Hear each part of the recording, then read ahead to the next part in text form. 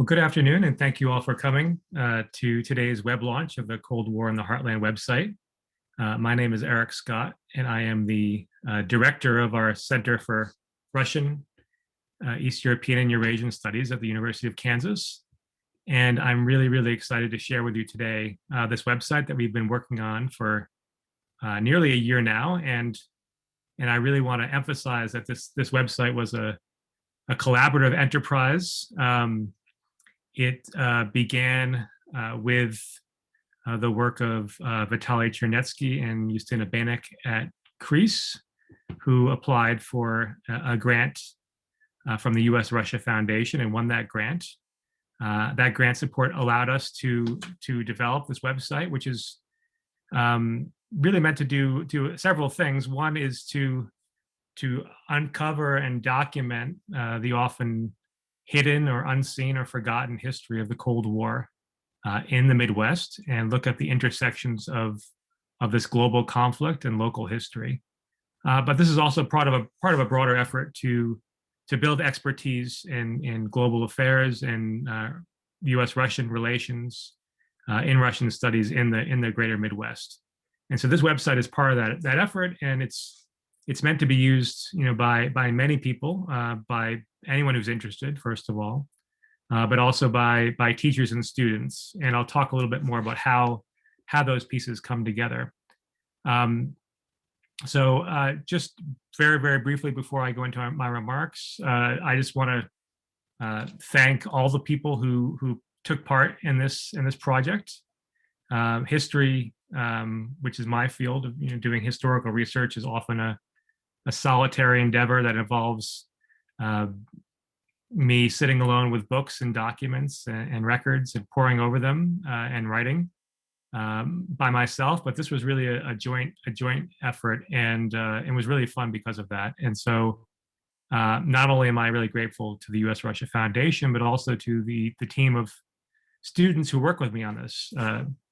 Some of them are here today, both in the audience and on the screen. Andrew Avery, Preston Decker, Preston's undergraduate student, Reed Bisson, Marjorie Galali, Mike Hill, Alana Holland, Devin McFadden, Stephen Mutz, and Adam Roger.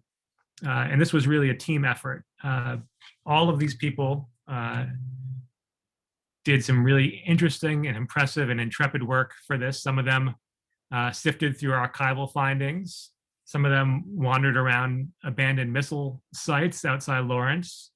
Some of them interviewed family members and faculty. And all of them developed, I think, a really great set of resources for teachers and students. I also want to thank Alyssa Gonzalez, who's an undergraduate student at KU who designed the website and really did an impressive job bringing everything together and doing so in a way that is far more presentable and attractive than anything I could have managed myself in terms of web design. And finally, this project unfolded at a time of increasing restrictions due to COVID. And so the project we had envisioned, which involved going into the archives and doing in-person interviews, had to be shifted, and I think everyone did a very admirable job with this. And I really want to thank our Watkins Museum of History here in Lawrence, and the Dole Institute of Politics, as well as Bob Swan. The Watkins and the Dole both were extremely helpful in digitizing records for us, so we could look at them. And although the Bob Swan's archival collection at the Spencer Research Library at KU was closed, he was extremely gracious in sharing his materials directly with us.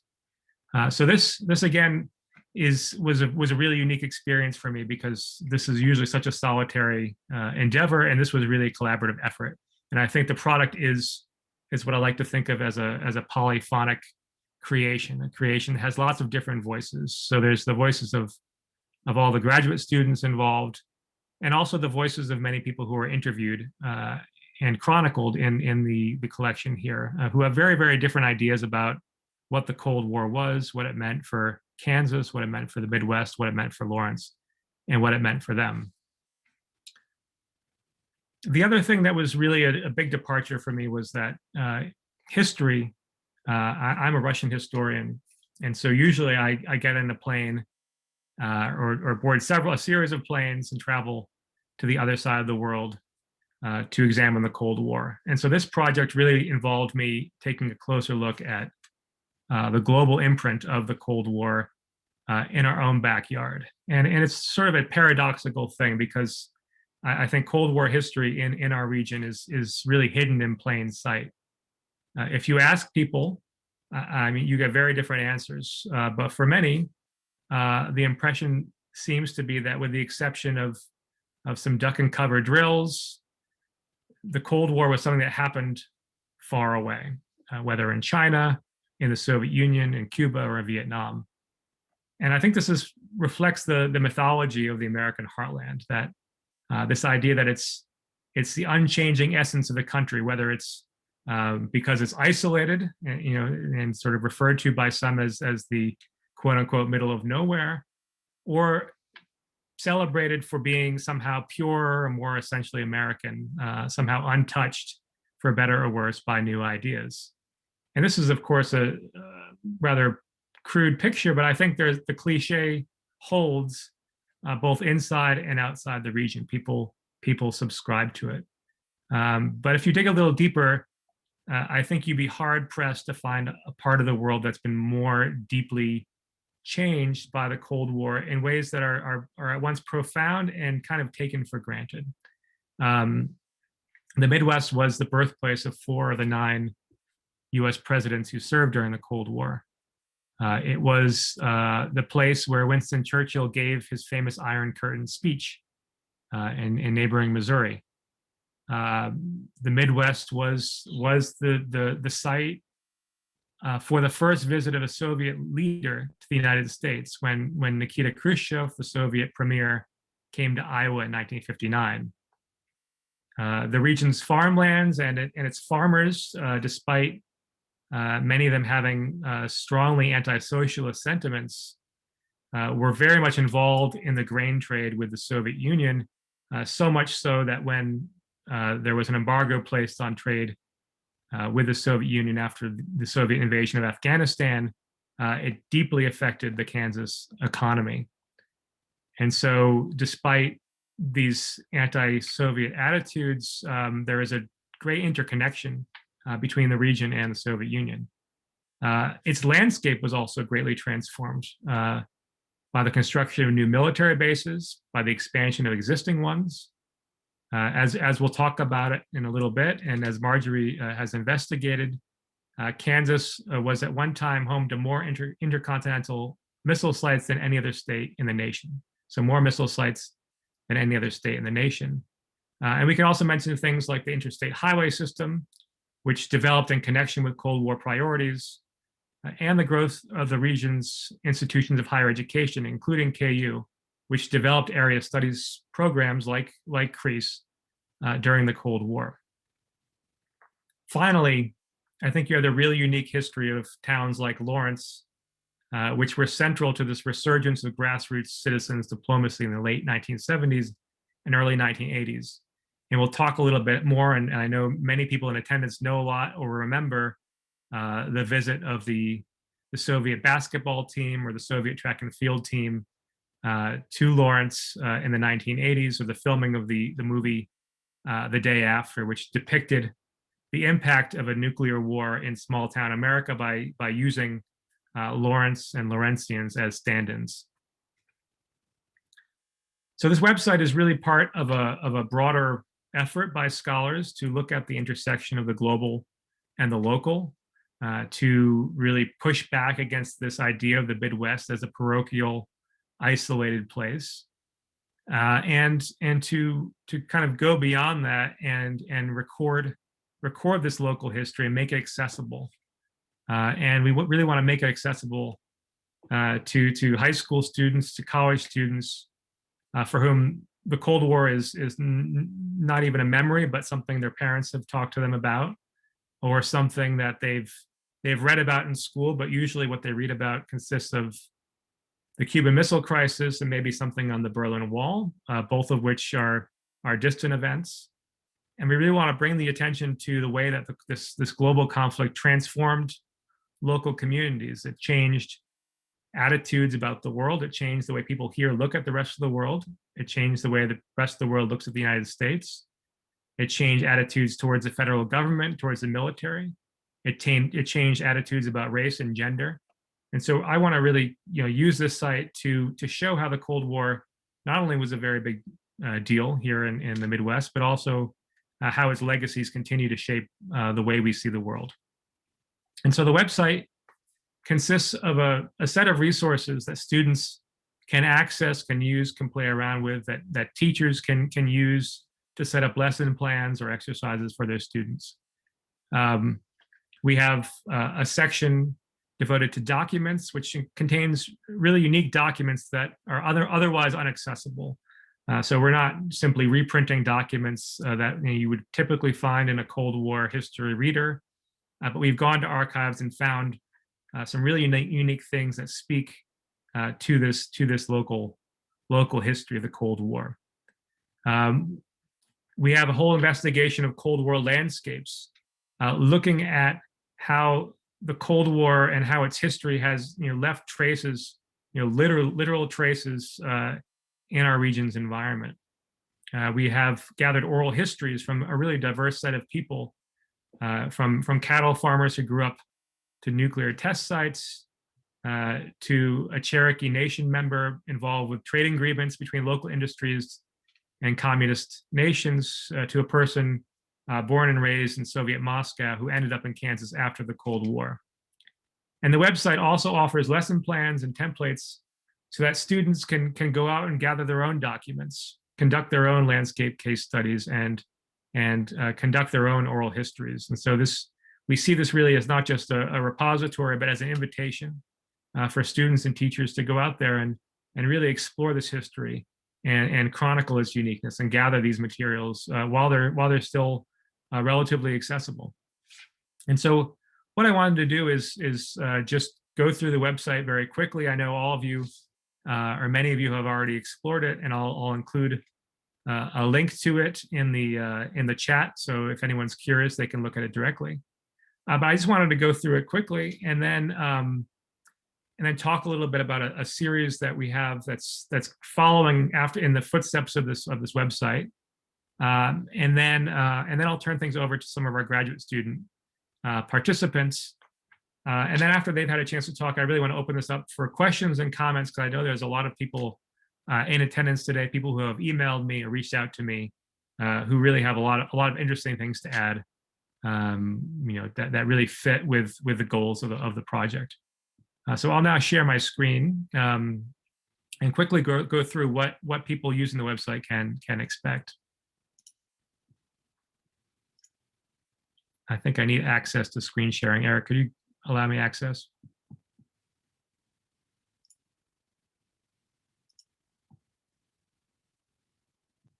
Should be good now.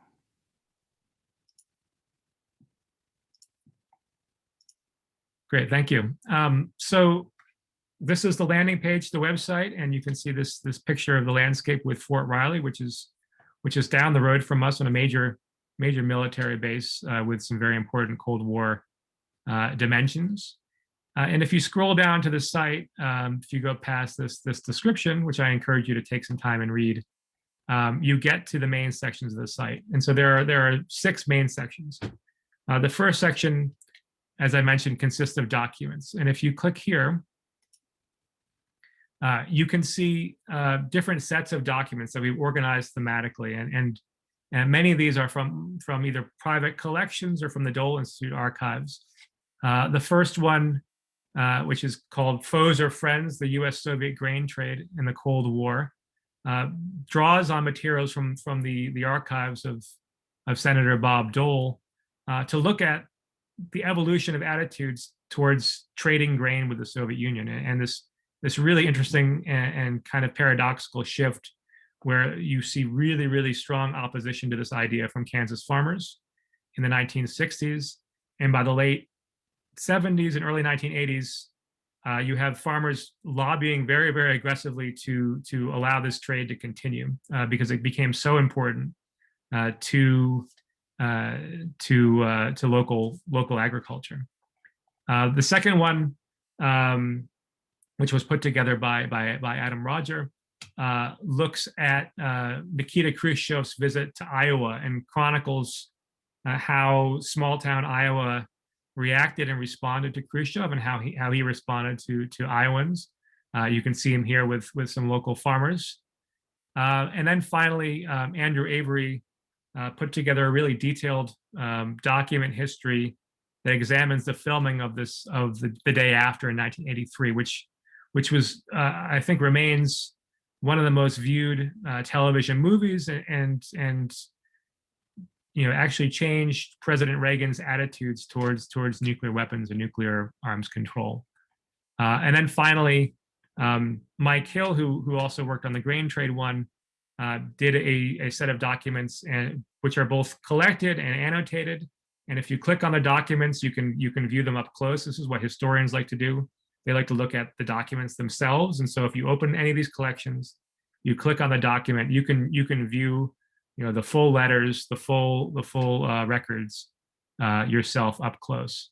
And this last collection looks at how even during a time when there was the boycott of the 1980 Olympics in Moscow and the boycott of the 1984 Olympics in Los Angeles, citizens really became very involved in trying to reach out to the Soviet Union, particularly here in Lawrence. And so a team of Soviet track and field athletes came and competed here in Kansas. The basketball team played our KU team, and looks at how the role that sports played in citizen diplomacy. The next section, landscapes, explores the Cold War's impact on the environmental and the cultural landscape of the heartland through this series of case studies. And here I think you really see the deep impact of the conflict. And so we have a microhistory of Topeka Regional Airport, which was done by Stephen Mutz, a study of the atomic lab next door, which was done by Adam Roger, looking at the atomic research and labs that were involved in producing fissile materials, often hidden away or secretive, and having some very profound effects on the environment and on people. And then finally, Marjorie Galeli's work on rural missile sites, which she'll talk a little bit more about in a minute. And again, all of these are collections that you can open up and look at photographs and really get a sense of these places. The third section is entitled Memories, and this is a collection of oral histories, firsthand accounts. And what I really like about this section is you don't find necessarily a consensus about what the Cold War meant. Instead, you find some really interesting points of disagreement as well as agreement about the significance of the conflict. There's several collections here that really sort of span the region and span a range of experiences. The first was put together by Adam Roger, who did interviews with his family members who grew up near test sites exposed to fallout in the early Cold War. We have this collection that Preston Decker and Reed Bisson have put together, kind of a composite sketch of four Heartlanders who have very different ideas about the Cold War. And then finally, Devin McFadden interviewed KU's own Irina Six, who is a resident of the Midwest, but was born and raised in Soviet Moscow. And I think it's really interesting how, the history of this conflict is not just about, people who were born and raised here, but about, the global flows of people connected to the Cold War and its aftermath. The next section, legacies, is really a way of looking at the continued legacies, and this section is really designed for teachers because it has questions teachers can use directly in their classes to really stimulate debate and discussion. And so we evaluate this from two different perspectives. One is looking at legacies in the former Soviet Union. The other is looking at legacies in the United States. And I think it would be really interesting for students to look at these two side by side and see, in what ways Soviet experiences is actually very similar to American experiences. And on the other hand, how these were very, very different experiences of the same conflict. The teaching section again has further resources for teachers. It really is oriented around assignments that allow teachers, empower teachers to go out and have students do their own research projects, whether it's analyzing the documents we've put together, or the oral histories we've put together, or the landscape case studies we've put together, or about really creating their own. And it gives them the tools to do this. And this is customizable by grade level. And so while this is primarily aimed at high school and college students, some of these assignments could easily be reworked for middle school students. And then we have a collection of resources on the Cold War. Some of them are fairly well known, others are less well known, and we really try to keep this as up to date as possible so that teachers have access to the latest scholarship on the Cold War, because it's such an interesting and changing and contentious and intriguing area of scholarly research right now. And then finally, we have a timeline of the Cold War, and this was put together by Alana Holland, who I believe who's graduated our PhD program, is now at American University, but I believe is in the audience today. And this timeline allows students, teachers, anyone who's interested to sort of go through decade by decade, and it has all the major global events of the Cold War, but it also has lots of the local events. And so, part of what historians are interested in, part of what historians do and try to teach, we don't teach the memorization of events. I mean, that's not something we're interested in doing, because anyone can look up when something happened. But we do believe that it matters when things happen and how they happen in relationship to other things. And so this allows people visually and in a very accessible way to sort of see how local events are stacking up against and happening alongside global events. Because again, I think once you start to look at this, you see a lot of connections between what's happening in Moscow, what's happening in Kansas, or what's happening in Vietnam, or what's happening elsewhere in the heartland. And so there's this website, and the section in particular is really about showing these connections. So that's a very brief overview of the site, and we'll shortly turn things over to our graduate students who have worked on each of these sections. But I did want to just briefly mention, before I turn things over to our graduate students, that this website is only the start of a semester-long series that explores the Cold War in the heartland, that explores these connections between the local and the global, that places Russian and American experiences of the Cold War side by side. And we have some really exciting talks coming up in March and in April that I really encourage everyone to attend. And you can register by Zoom, and you can attend virtually wherever you are. The first is on March 18th. Alexis Perry, who's a professor at Boston University, will be presenting some really, really interesting and new research she's doing on Soviet-American pen friendships, or pen pals, formed between oftentimes American women and Soviet women during World War II, when the US and the Soviet Union were allies. And she looks at what happens to these relationships as the Cold War emerges, and as relations between the US and the Soviet Union go from that of allies, wartime allies, to fierce opponents. And she's got some really interesting cases of women in Kansas, from very from smaller towns, writing halfway around the world, and maintaining a relationship before the internet, before the even is possible or feasible to make long distance phone calls. These global friendships and correspondences. The second talk is on April 1st. David Engerman, who's a professor at Yale University, will be talking about the global Cold War, and he's really an expert on the global dimensions of this conflict. And he'll be talking about really where the research is going on this, and how historians who are working on events all over the world, from Africa to the Middle East, Latin America, Asia, how they're putting all this together, and what the comprehensive picture of the Cold War is that's emerging. In April, later in April, we have two Russian scholars, so two leading scholars from Russia who are working on the Cold War, and I'm really excited that they can participate. The first is Victoria Zhuravlyova, who's a professor at the Russian State University for the Humanities in Moscow, and one of the leading experts on American studies in Russia.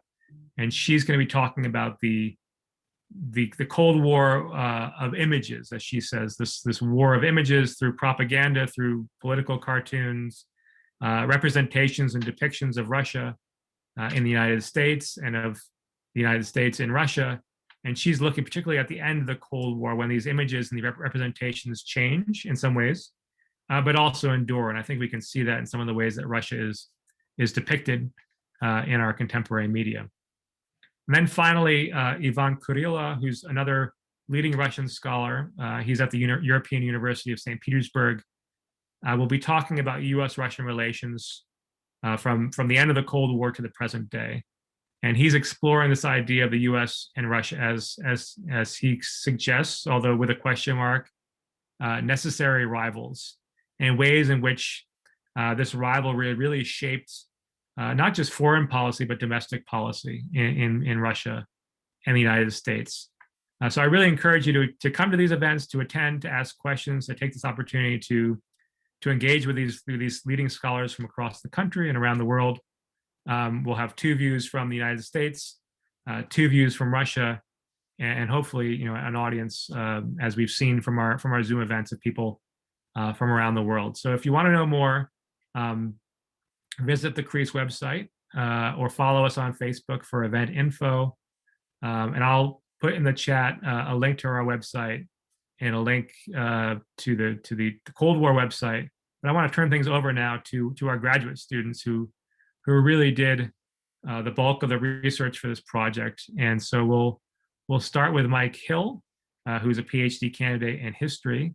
Mike is working now on a dissertation that explores the history of Alaska as a place sort of transitioning from Russian imperial rule to U.S. imperial rule, and its place in America's presence in the world, and American empire, American foreign policy. So, Mike, the floor is yours. Great, thank you. So Dr. Scott asked us to say a few words. So I think I'll just start off by extending my thanks to two individuals. First is Dr. Scott for organizing this project, at least on my end, and for thinking of me and extending the opportunity to participate in this project to me, and I really appreciate that. And the second would be Bob Swan, who took the time to sit down with me for several hours during a time of global pandemic to discuss his involvement with Athletes United for Peace. It was a truly enriching experience, and I really appreciated it. So like I said, like Dr. Scott said, he asked us to briefly speak about the pieces we worked on, what we learned or what surprised us while working on these pieces, and how or why college and high school students might use or benefit from these pieces. So I guess I'll just kind of begin by working through that list. I worked on two pieces for the website. The first is Friends or Foes, the US-Soviet grain trade in the Cold War, and Sports and Citizen Diplomacy in the Heartland. Heading into the piece on the grain trade, I knew that the United States sold grain and other products and traded with the Soviet Union during the Cold War. But I honestly didn't have a grasp on the significance of the US-Soviet grain trade. It was far more important for both countries than I had anticipated. Like I point out in the piece in 1972, 1/4 of the entire US wheat harvest was sold to the Soviet Union. That number I found very surprising, to put it mildly. I also found it interesting that discussions of ending the grain trade perhaps subvert our typical views of political party ideology, at least as they exist today. It was the Democratic President Jimmy Carter often accused of being soft on communism, who was in favor of canceling grain contracts, while it was the Republican Senator Bob Dole and soon to be Republican President Ronald Reagan, both of whom I think are firmly entrenched in our minds as Cold War warriors who fought very hard to keep the grain contracts with the Soviet Union open. So I thought that was a nice, from my perspective, a nice little reminder that things are not always what we might anticipate. I also really enjoyed working on the sports piece. As a sports enthusiast myself, I sometimes feel the need to defend the far too many hours I spend watching and reading about sports. So seeing an example of sports being used to help overcome significant political and ideological divisions helped me to, at least a little bit in my own mind, justify my own obsession with sports. But more importantly, like I said earlier, speaking with Bob Swan was such an amazing opportunity.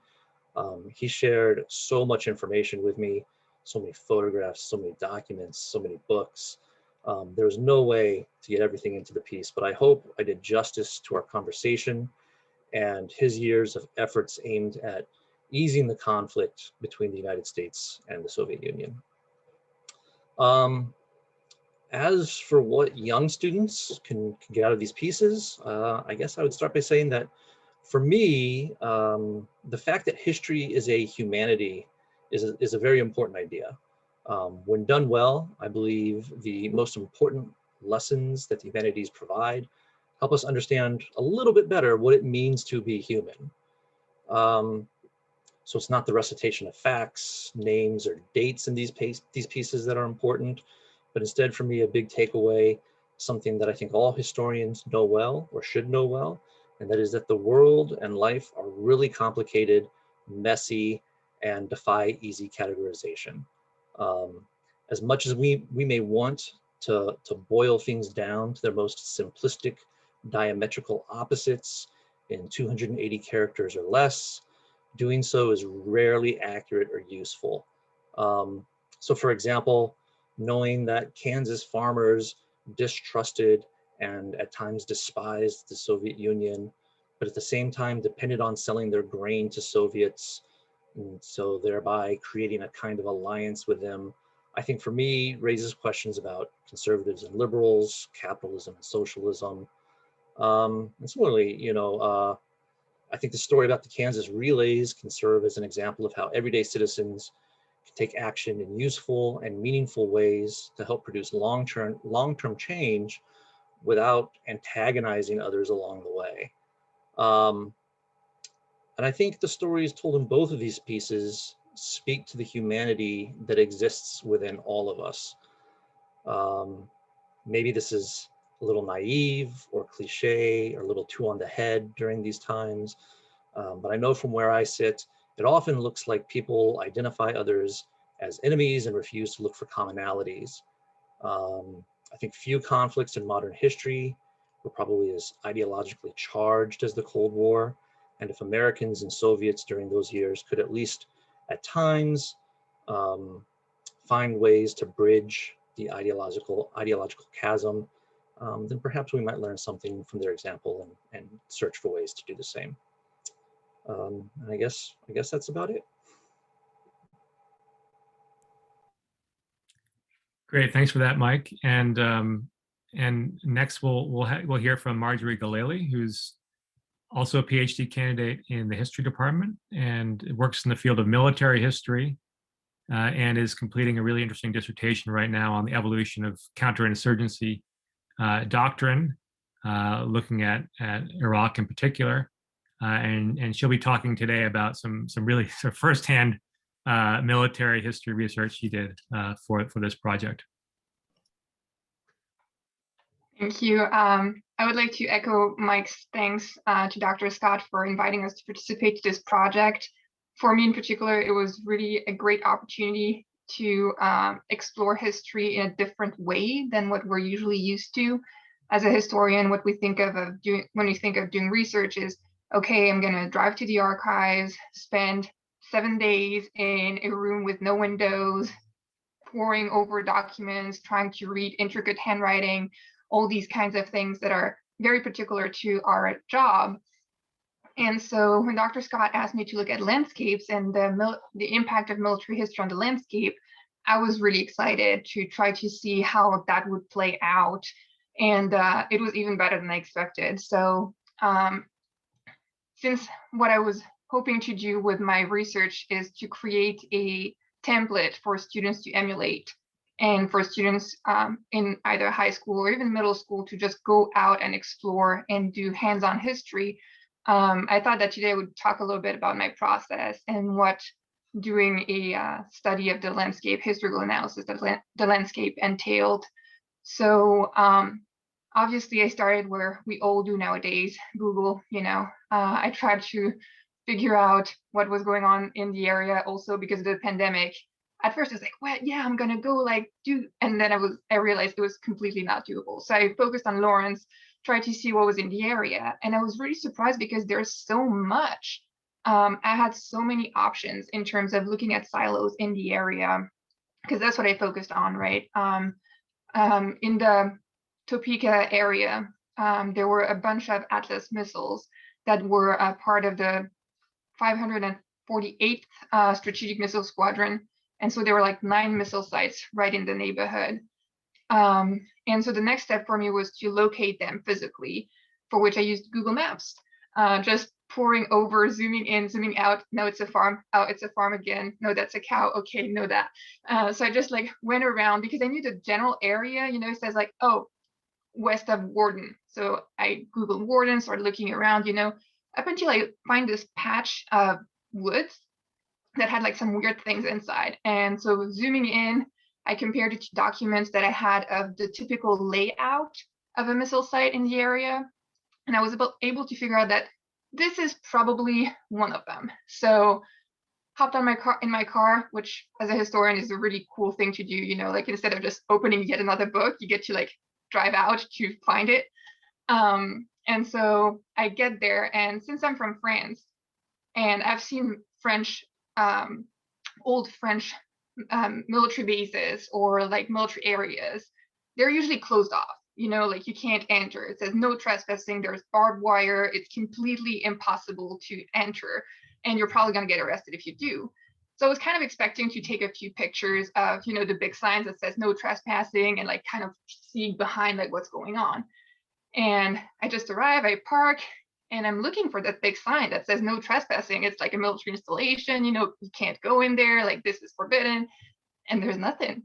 There's a road. And I'm like, what am I supposed to do? So I left my car because I figured that might be too much, but on foot, I started walking around and looking around. No signs of anything, not even a tiny little piece of paper saying something. Okay. So I started walking around and I discovered the old installation. So basically everything has been stripped, but all the walls, all the platforms, everything is still there, just covered in vegetation. So for me, it was really, really cool to get to experience that firsthand, because you could walk along the path where everything was happening back in the day. You really feel like you're part of it. And in a way that is way more personal than just looking at pictures. Or, if you go to an old building that has been there for centuries, like a cathedral in Europe or something, it's different because people have kept using it. Whereas here, since it's abandoned, you kind of see how it was, and everything just stopped and paused, and you get to see that, which was really great. So I highly recommend for students, if they're able, to find locations like these in the neighborhoods, in the area where they're at, to go and explore. But I will add one word of caution, is that obviously don't go inside or do anything foolish. But besides that, also wear long pants. Because fun fact, I was there in my shorts because it was the middle of the summer and I was really excited to go out in the middle of the pandemic and have purpose to my day. And by the time I got back to my car, I counted 30 ticks on my legs and shoes and everything. So that was an unexpected aspect of doing hands-on military history of the landscape. But all in all, it was a really, really exciting experience, and I'm really glad I had the opportunity to do that. And I recommend that other people set out to explore and try to see the remnants of history as they're still there.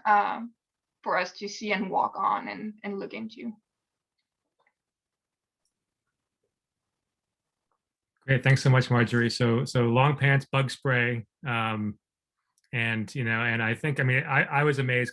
This site that Marjorie found is right outside Lawrence, and I had no idea it was there. And in the section on the website where she talks about it, you can see, I mean, she's put sort of the way it looks now with contemporary, with images of the way it looked at the time, and it's really interesting. I mean, there are also some of these. I wouldn't recommend going to closed Soviet military installations, but there are these places in the former Soviet Union, abandoned factories or abandoned places, or even around Chernobyl, where you can see a similar thing where the vegetation has overtaken it, but more or less it's just sort of left as it is. And there are hundreds of sites like this across Kansas and even more across the Midwest. So our next, shifting gears a little bit to talk about oral histories. And these are all different, really, I think, methodologically different ways of approaching history, through documents, through landscapes, through interviews and memories. Our next presenter is Devin McFadden, who's a PhD candidate in Slavic and Eurasian languages and literatures. And she is also working on her dissertation. Her dissertation is on changing ideas of gender and sexuality in the Russian novel and the queering of the Russian novel from the turn of the century into the early Soviet period. It's a really exciting project that I'm happy to be a part of as her committee member. And she'll be talking about one of the interviews she did, because this is a big part of the Cold War. It's one of those events that we can still go out and talk to a lot of people about their own experience of it and record those experiences as Devin did. Thank you. Hey, y'all, I'm Devin. And like Mike and Marjorie, I want to extend a thank you to Dr. Scott for inviting us to participate in this. And for me, especially as not a historian, it was fun to talk to real people instead of fictional characters. So it was a real pleasure to be on this team, a team member and on this venture and contribute an oral history. So my project is titled From Soviet Russia to Topeka, Kansas, Dr. Six's Journey from 1960 to 2020. So for this project, I spent one lovely Sunday afternoon, about 4 hours on Zoom with Dr. Irina Six, asking her questions all about her life, her early childhood, her early adulthood in Soviet Moscow, and how she came to the Midwest in the year 2000 and acclimated to her new environment. It should be noted that I've known Dr. Six for a little over 5 years, and much of what I learned, I had no idea whatsoever. So besides being a bad student, coworker, and whatnot, it's a fascinating story. And what I learned through her life story, which is a true transcontinental journey, we are able to challenge conventional stereotypes of the other and dichotomies of difference, as Dr. Six's story importantly redirects our attention to how one's relationship to international politics, like the Cold War, can largely be shaped by one's regional locality to metropolitan spaces, despite one's nationality or political party membership. So Dr. Six's childhood and early adulthood is like a typical childhood life. She was born in the capital city of Moscow to wonderful parents and raised with an older sister. And if you go on the website, you can see many of these photos in beautiful Soviet Moscow. It's like a picturesque nuclear family of the 1960s. She was an excellent student and participated in Vladimir Lenin's Pioneer Organization, which is similar to the American Boy Scouts, except functions on a mass level for all Soviet youth. She went on to college, then to receive her PhD in Russian linguistics at a top university and began working as a professional in Moscow. To be honest, her early adulthood sounds pretty similar to mine. Mine is the fact I didn't last a week in Girl Scouts. But where her story becomes particular is how she experienced Soviet Moscow during her coming of age years. So Dr. Six explained to me that with the 1980s political policies of perestroika and glasnost, which loosened the state's ability to control news, culture, and information about the United States, there was a rapidly growing curiosity in America as public lectures and talks on American life were becoming common outings for her and fellow city dwellers. So in this way, learning and talking about America and American politics became pretty commonplace in Soviet Moscow, and especially after the collapse of the Soviet Union in 1991. Into the year 2000, so almost 10 years after the collapse of the Soviet Union, Dr. Six relocated to Topeka, to the heart of the heartland. And she moved here not because of instability in Russia, but because of her family was here and because she was growing worrisome of Putin's presidency. So when she moved to Topeka in 2000, she was pretty much shocked, culture shocked, like we all would think, but not for the typical reasons. She noticed that there was an audible silence about the Soviet Union and Russia, at least in her experience, and about Soviet Moscow. Things were constant abuzz in her hometown. And her first 5 years here were really rough, as she expressed to me. She felt very alone and marginalized. Most people didn't seem to ask her much about her life, her previous life in Soviet Union. And if they did, they mistakenly linked it to Russia to Germany, perhaps thinking about old Stalinist politics way prior to before her birth. Dr. Six conveyed people in the Midwest were more interested to know what she or all Russians thought of them as Americans, which I thought was pretty interesting. She thought that people were perhaps being polite, having that Midwestern charm she heard lots about. But she largely felt like her peers did not know much about the Soviet Union or Russia, to the point that she once overheard a woman tell her co-workers while eating lunch that Russians eat dogs. Hearing this anecdote, I began thinking about the importance of geopolitics and how Dr. Six's life story seems to be more about the transition of moving away from metropolis, where the urgency to know international politics is tied to its political importance, than it was so much about moving to a different country. After Dr. Six's first 5 years in the heartland, she found a path to KU, a metropolis in its own way. By and large, Dr. Six's life story provides high school students, college students, the tools to critically reconsider the political meaning of difference in an international context, as it develops in Dr. Six's transcontinental journey as a distinction between city and periphery. Importantly, it introduces students to the significance of the power geopolitics plays unconsciously in shaping our knowledge. More than anything, though, students will be empowered by Dr. Six's story, as they will learn how to gain independence and control over their own worldviews. Thank you.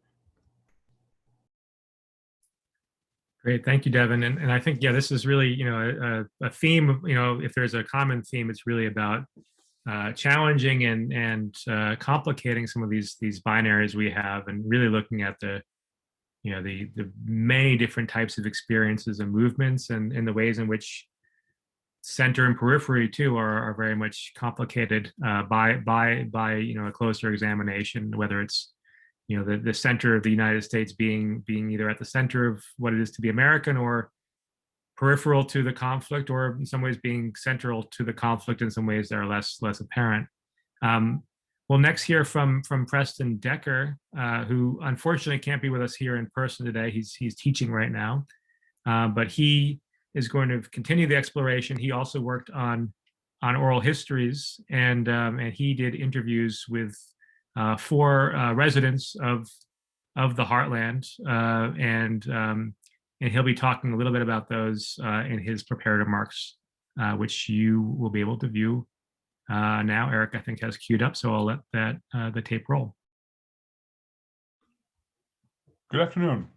At the outset, I want to first thank Dr. Scott for giving me the opportunity to participate in this project, as well as my co-author, James Reed Beeson, who was the ideal partner with which to write the oral history. When we pitched our oral history to Dr. Scott, and as a historian of China and Xinjiang, I envisioned our project as one that would decenter the stock Cold War as US-Soviet conflict narrative by revealing the manner in which Heartlander interviewees remembered the People's Republic of China's role in the Cold War. Historical research never turns out the way one expects, and those of you who have read our oral history know that the PRC storyline became a secondary thread of the oral history. What took its place instead was a manner in which everyday life in the Heartland continued to be lived fully, sometimes in conjunction with, other times in seemingly anyway, almost total separation from the events of the Cold War. At the risk of overly simplifying the piece, there are 2 quotations from one interviewee that perhaps best exemplify this, these being from Darrell Wilhelm, a farmer for decades in Illinois and later Missouri. Wilhelm's rural upbringing made him, to his recollection, almost wholly unaware of the events of the Cold War as a youth growing up in the rural heartland. We'll share his screen now with his quotation.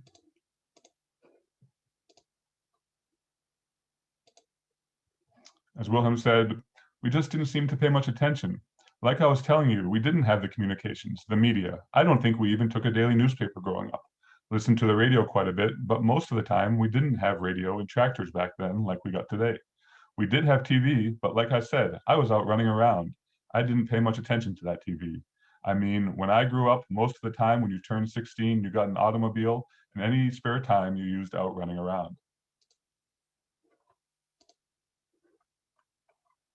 Despite these childhood memories, just a few years later, Wilhelm, serving in the US Navy Seabees, found himself smack in the middle of one of the Cold War's signature events. He related, I will once more share so you can read along. "I was down in Cuba on that blockade. We floated around out there for about 6 weeks. I was a Seabee, but also I was trained militarily like a Marine. We actually had our weapons out and loaded one night. We were supposed to land in Cuba," he said, he meant, "but then they called it off. We were supposed to land 8 miles from Havana. We really didn't know a lot, but they told us that night at midnight that we were going to land that next morning at 6 o'clock. When morning came, I knew we weren't going in because the ships hadn't softened up the beaches." As we note in the oral history, Wilhelm then returned to the rural heartland, and the Cold War ceased playing a significant factor in his memories, anyways, of his post-service life.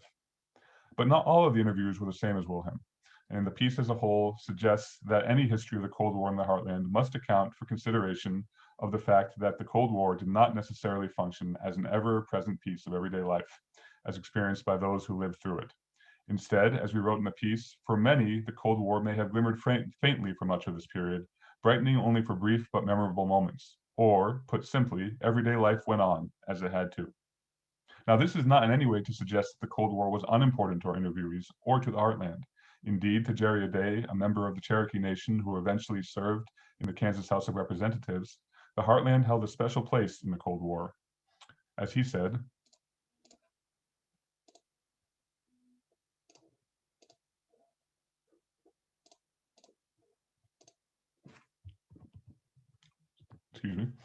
"We got a lot of missile bases. I mean, there was probably 100 missile bases built here in Kansas. And then, of course, we feed the world here in the heartland. So we kind of felt like we could be a target because, I mean, you destroy the food and the country gets hungry."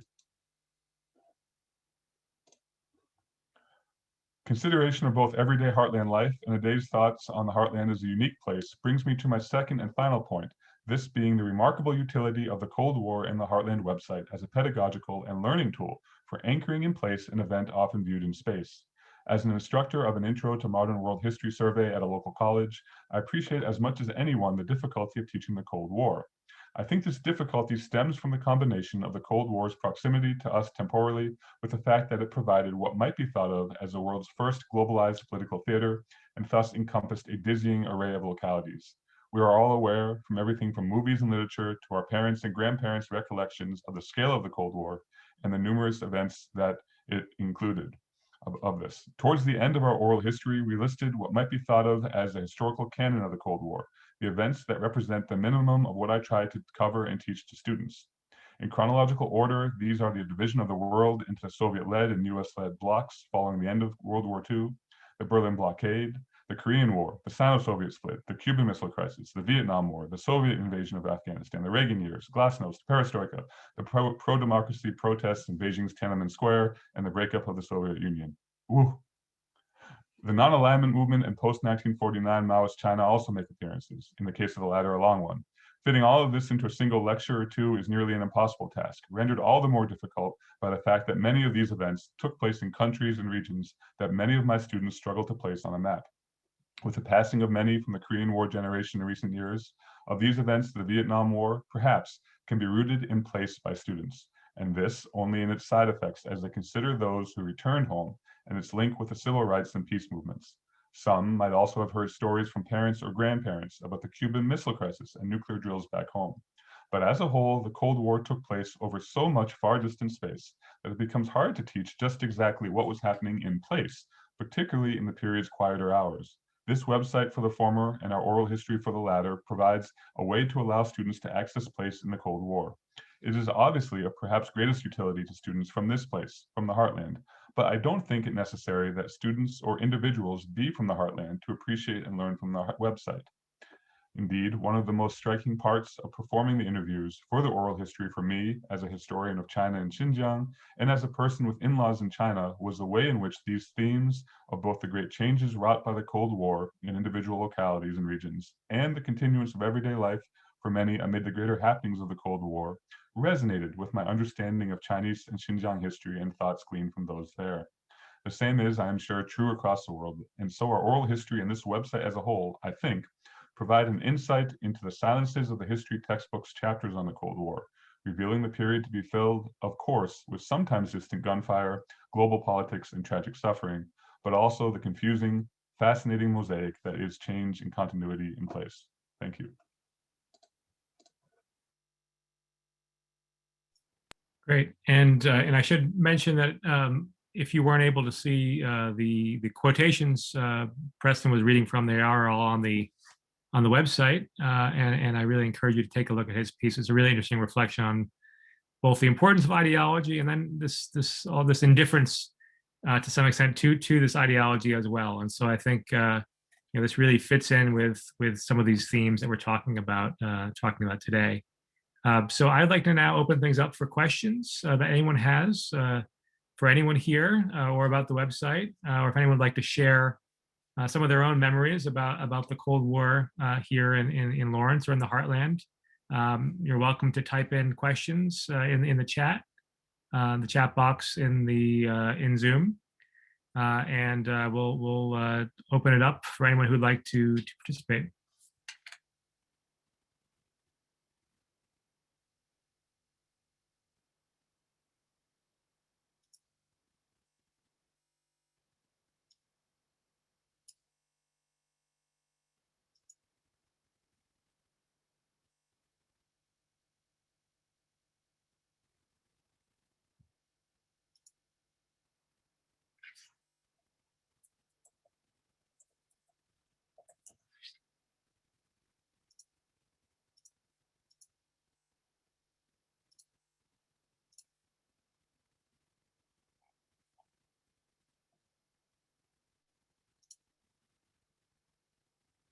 So Elliot Reeder from the Hall Center asks, is the missile in Centennial Park Cold War related? Does anyone know the answer to that question?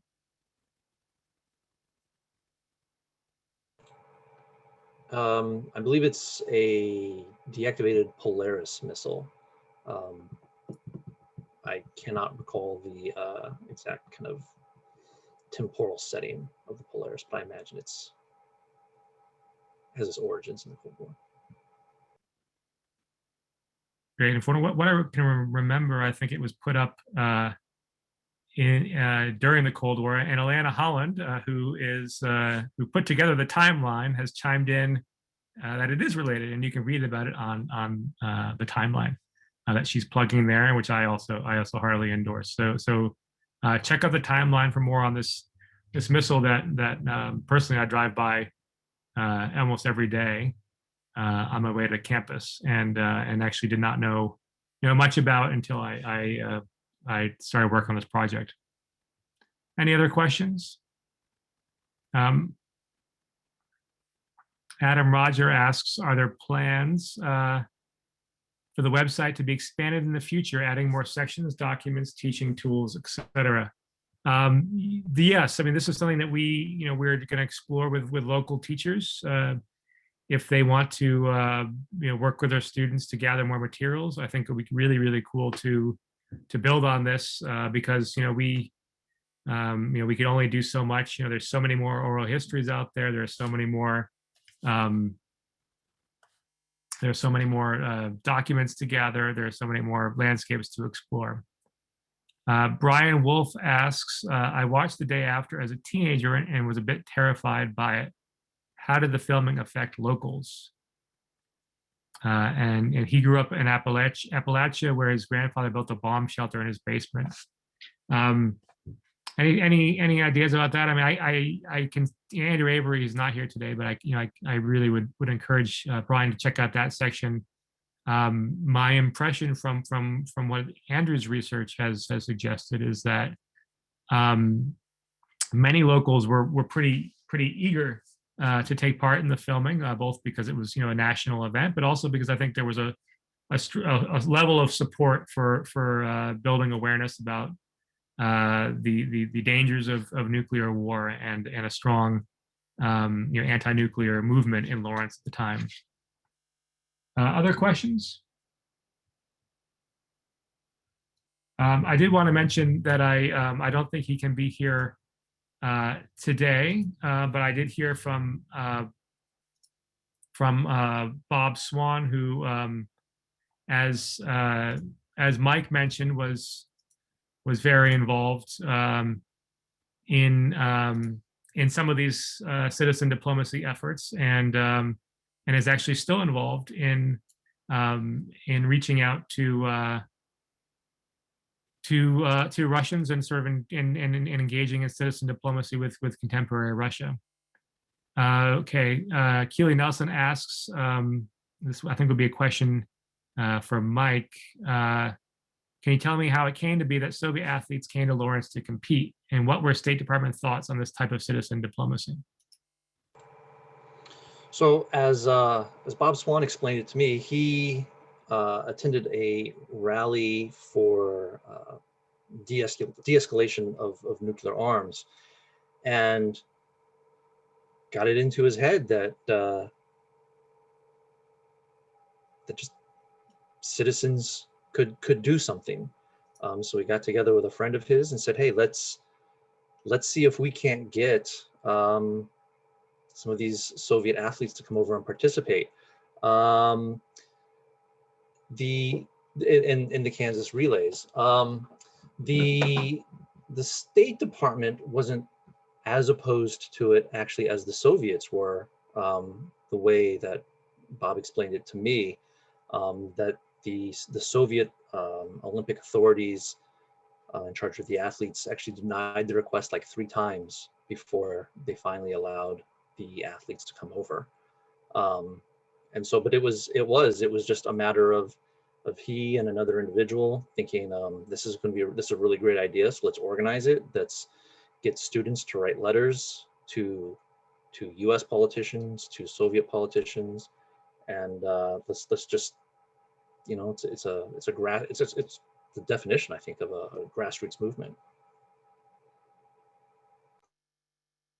Great, yeah, and it's I think worth mentioning too. There was a lot of plans for other citizen diplomacy things, including holding a summit with Andropov and Reagan and Lawrence. And I'm not sure if it would have happened. Andropov died shortly after, during the planning, but that would have been really interesting if that had built on the track and field team coming.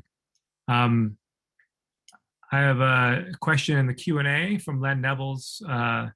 Asks if there's any info on the site addressing the duck and cover drills with regard to their purpose beyond distraction. I mean, this is something that I can say we don't talk about directly. There's some really interesting stuff out there, and there's a documentary film, Atomic Cafe, which really explores some of the ways in which Cold War rhetoric was used to really mobilize Americans and maybe perhaps build political solidarity rather than enforce security. You can see on the website some of the preparations that were done at the local level for civil defense, and it's also been interesting too. This came up in some of the comments that have come up. I mean, there are many people across the U.S., but I've also heard many people write to me and explain that their families built fallout shelters, or their families stockpiled supplies, and so this really speaks to the reach of the conflict, right? That people are really taking these massive preparations, and the climate of fear that that coexisted with some of this other stuff we're talking about. And it's sometimes easy to forget that because, of course, no nuclear bombs were dropped during the Cold War. But many times actually it came rather close, and certainly that fear was pervasive. All right, another question about sports. My family and I are also big basketball fans. We didn't have ice hockey growing up, but still, the U.S. win over the USSR in ice hockey in 1980 was huge. How do you think that plays out today in the recent Olympics? So maybe a question for you, Mike, about the legacy of Soviet and American, sports competition in the Olympics. Well, that goes a bit outside, I think, of what I was looking at with this piece. I mean, I would say probably the Miracle on Ice probably still plays a huge role, and I mean, I think this is something that anybody could chime in on. I do think the quality of American sports on the international stage is something that Americans take a great deal of pride in. So I think the fact that these college kids were able to defeat the hockey juggernaut that was the Soviet Union of the time is something that I think a lot of Americans still take pride in. I mean, and I know this was a while back, but I mean, I think, was it the movie Miracle? I don't know, 10, 15 years ago, did quite well. I know people still love to watch it, even though they weren't even alive when the Miracle on Ice occurred. I can add, I mean, this obviously this is still a matter of huge national prestige, both to Russia and the United States. The number of medals, the medal counts, and there's also some interesting debates that can be had about there's this there's the 1980 Miracle on Ice, of course, is sort of considered a miracle, and the sort of the rhetoric there is this was a professional team against an amateur U.S. team. But of course, like, the rhetoric of amateurism is interesting in of itself, and we have that playing out now with college athletics, where people debate, well, is this actually amateur or is it professional, in the sense that the coach gets paid, everyone else gets paid but the players. And so I think there's some really interesting, I share with Mike sort of interest in sports history as a way to look at a lot of these larger issues. Yeah, Mike. Just as you're speaking about that, it reminds me also, just kind of conversely, about the Miracle on Ice. This is a little bit different, but the introduction of the basketball dream teams was in direct response to American basketball teams losing to Soviet basketball teams. And so well, we can't have that. So let's bring in the NBA players and really trounce them and show them how it's done. And I think there's a I don't know, there's a similar kind of narrative there in some way, I think, maybe.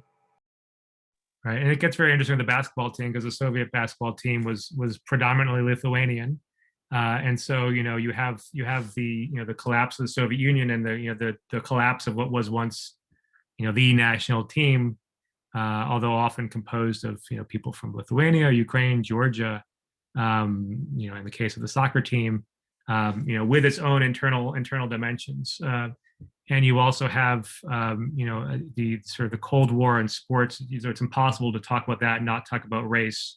And there was a real, effort by the State Department in the 1950s to sort of promote Black American athletes abroad, to undermine or to sort of argue against Soviet allegations of, accurate allegations of racism in the United States. And so, these internal dimensions and divides within the national teams is something that's very interesting. Lisa Gillian has a question about the website. How does it build upon or dovetail with exhibits at the Truman Library and Museum? This was something, I think if there had not been COVID, we would have done more research at the Truman Library. But also, and it's wonderful as a Cold War historian to have the Truman Library down the road in one direction, the Eisenhower Library down the road in the other direction. But the fact is that many of those documents at the Truman Library have been digitized and are available online, or a part of these document collections that come out. Whereas this material was really really unique and much more at the local level, and so that's something you don't always get from if you focus on the Presidential Museum. I understand focuses on Truman's childhood, but most of it is really about the sort of his national presidency, and we really want to shift the focus to the local level. See, Brian Wolf asks about U.S. Military spending, and this is certainly something I think that is the sort of the growth of the military, and the region's relationship to the military is something that's certainly shaped by the Cold War in some important ways. Let me just go to the Q&A. There's a few more questions. Oh, great! We have Bob Swan has joined us, and just to let him know, we really have appreciated his input in this project. He was so generous to share this material and share his time with Mike. He was really crucially involved in a lot of these efforts, and I know there are others reaching out to him now, including an undergraduate student at Boston University who's doing a study of citizen diplomacy, focusing on Lawrence, because Lawrence was really a national leader in this movement. And also I've gotten some comments from some people writing in more about fallout shelters, and this I think to be a really interesting. We did not include that in the landscapes, but having landscape case studies of fallout shelters and what whether they're still existing, what's happened to them since then, I think would be a really interesting thing to look at.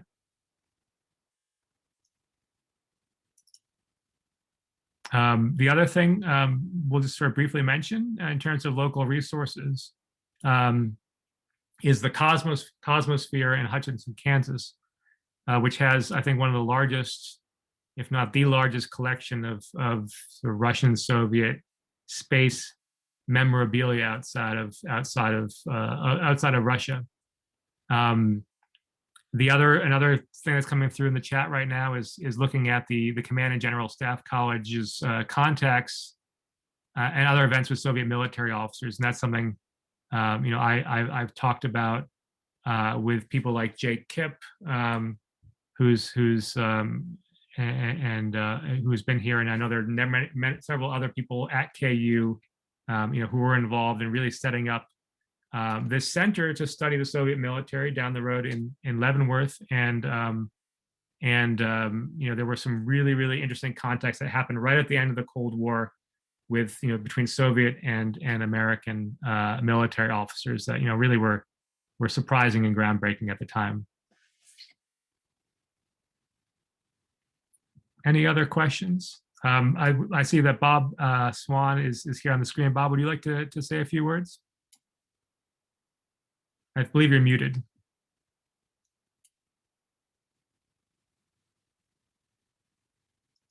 Can you hear me now? Yes. Okay. Yeah, interesting discussion. I thought I was somewhere where all I had was a phone, and I got back to the computer, and I haven't done very well getting on, so I apologize. But I think this is a great thing you've done here, Erik, with this website, and just bringing home the whole issue of this transformative force in our lives for the last 70 years or so, the Cold War, and bringing it kind of in human terms. I think it's really important. Particularly those of us who ducked and covered under our desk, because I'm probably the only one here. That seems to have an impact on you that lasts your whole life. When Dr. Yakovlev was here, we invited him to visit Father Perestroika. I met him in St. Petersburg, and I invited him to visit us here in Lawrence, and he readily accepted. I had a feeling he knew about our work. When I talked to him in the lobby of a hotel there, I was at a Business Week conference that was being held in St. Petersburg, and so he came to Lawrence in '97. And so I took him to Lawrence High School, and then I took him to Free State. And I spoke first, and then I would introduce him and he would speak. And each school, I asked everybody that heard the siren on Monday to hold their hand up. And of course, everybody but 2 or 3 out of about 400 each time we spoke, is about 400 students, held their hand up. And then I would ask, now, how many of you, when you have your hand up, are worried about the Cold War? Hold your hand up again. And there were about 3 or 4 in the audience about nuclear war. How many are concerned about a nuclear exchange or nuclear war? There were about 4 or 5. This was in 97. And so they were already that far enough removed. Just imagine 23, 24 years later. And the problem is that we have leaders now that haven't experienced that either. Putin's never experienced that, probably. He's a little younger, maybe he did when he was really young. But a lot of leaders haven't experienced that. And they now are thinking maybe, nuclear war, kind of a limited one, might be workable a little bit. And that's the way that we're now increasing our weapon capabilities, and other countries are doing it too, to fight a limited war. And of course, I just see no way that would ever be limited. And that's what Reagan and Gorbachev understood, but nobody seems to have their wisdom anymore. So there's a need more than ever for citizens to be involved again. And that's why David Longhurst and I and some other people have founded the International Peace Center here in Lawrence. And we're going to start the fundraising. We've got some endorsements pending. We're hoping President Carter will endorse us again the way he did in 85, but he's getting on in years, but we've sent him a lot of information and talked to his assistant. We're hopeful to get a number of really good recommendations, like my friend Mark Scott, who was the one that helped us organize the Kansas Relays visit back in 83. Unfortunately, Mark died 2 years ago, July 7th, 2 years this year. But we did really have Lawrence involved in this, and we're going to try to get people again involved. When there was a meeting for peace in 90, we had 250 some homestays in Lawrence, Kansas, if you can imagine. When the delegation arrived here, we had over 200 families that had homestays. And it was just an all involvement from the whole city. The front pages every day were entire front page of stories, articles in Russian, so the Russians could keep up to speed if they didn't know English. It was just a great experience. So I hope some of you that are younger will have that experience again, and you'll have an opportunity. Maybe you could let Erik know, or as we get information. Now we have a pretty easy post office box, 1776. We thought peace is patriotic, so we like that PO box. I've actually held on to it for 25 years, figuring there'll come a time when we should have it, and the time's here. So welcome any of you to get involved. It's really rewarding work, and it's a very exciting work. And particularly when you meet people from other countries, and Russians were the ones we worked with. My wife is Russian. She's from Moscow.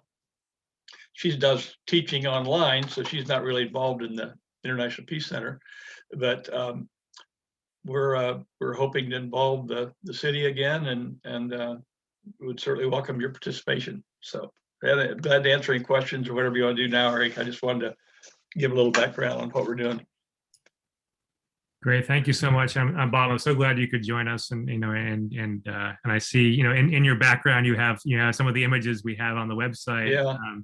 And so I really appreciate your generosity in sharing that. Well, that's all right. I feel like I'm sorry that I didn't have things. I had one thing come up I hadn't anticipated, so I got to a phone, but it allowed me on, and then I finally got the computer, and so I didn't really want to barge in on you, but I decided, what the heck, when I heard my name a time or two, so I better at least make the attempt. So great, yeah. So I encourage anyone to reach out. If you want to reach out through the General Crease website, we are also involved in a lot of exchanges. Many of them scholarly, bringing Russian scholars here, and some will be presenting later on this semester, hosting open world delegations from the former Soviet Union. And I want to echo what Bob has said. I think the sort of threat of nuclear proliferation, nuclear war, the environmental impact of this sort of the arms buildup. These are things that haven't gone away, even if we kind of lucked out during the Cold War. And in fact, sometimes it was luck. I mean, there's been, I think a couple of weeks ago, the declassification of some documents by the National Security Archive in Washington, D.C. And they've been pushing for years to get these documents declassified, showing that actually in 1983, during what were military exercises called Able Archer in Europe. The Soviet Union actually did think the U.S. was about to launch an assault and was loading bombs onto planes, and so it's really in some cases through sheer luck that we managed to make it through. And these arms treaties are coming up now for either they're expiring or they're being abandoned or they need to be renegotiated. So I think this the issue has not diminished in importance. One positive thing is that Biden right away joined Putin in extending START for 5 years. So that's starting to rebuild the structure a little bit. And we had our group, we would often invite the leaders of the Soviet patrols of World War II, the very first ones to meet our Americans, and we'd bring them together and we'd get them on television, and we'd go to the different summits. We went to Washington, Moscow, Geneva. We were headed for Reykjavik at the last minute. We couldn't quite get that funded because we all depended on kind of private donations. But I do think that this is a really critical time for writing legislators and trying to educate people, because right now Russia is sort of in a crossfire. You've got a lot of the right, for the wrong reasons, supported Trump's outreach to Russia. Trump had selfish reasons that will all come out eventually, I think, with money laundering and Deutsche Bank and everything else, and the Russian oligarchs. We've got a real reason now to try to build bridges now with Russian citizens and support our government in these negotiations, because we've abandoned the INF treaty, which is so important. We should have stayed in that. That's what Reagan Gorbachev did in 87. Of course, Bush, the idiot Bush, pulled out of the 82, or what was it, when was it 2002, he pulled out of the ABM treaty, and that, of course, generated a portion of the arms race that's happened. And so we really need to be supporting our leaders in these negotiations in every way we can. We can all write letters and make phone calls. It's really easy to make phone calls to Moran, and Moran, there's at least a chance with Moran once in a while. Not a great chance, but he's a little more open than everybody. But of course, our rep in Kansas City is fine. But great. Well, let's. I think we need to wrap things up. But I like to end with that. That appeal for for people to sort of take up this tradition of citizen diplomacy advocacy that was launched in the 1980s here in Lawrence, and and I think this website is really about, again, sort of trying to connect local communities to this global history and global events, and I think these are some really important conclusions to draw from it. So I really want to thank everyone for coming today. I want to thank Marjorie, Devin, and Mike. I'd like to thank Preston, who unfortunately can't be here. And I'd like to thank Justina and Erik for setting this up. Thanks again to Bob, to the Watkins Museum, to the Dole Institute for contributing this, for the U.S.-Russia Foundation, which is really dedicated to this dialogue. I won't say U.S.-Russia Foundation, because that was the name we had originally, and then that was thrown out of Russia after we no longer had anything to do with it. So we're the International Peace Center, but one of our first projects will be the U.S.-Russia Alliance. We've locked up the websites, the names and everything. That will be one of the first initiatives. The nuclear issue, improving relations with Russia, and establishing a Lawrence Peace Museum eventually within the center. That's kind of 3 or 4 of the main objectives. Great. So there's some really exciting things underway. And again, this website is just the beginning. We have the series coming up this semester. We have the website, may continue to grow as things evolve and develop. So I encourage you all to explore it, use it, reach out to us. And really, I again, thank you for joining us today, and look forward to hearing from you and hopefully seeing you at some of our upcoming events. Thank you so much, Erik.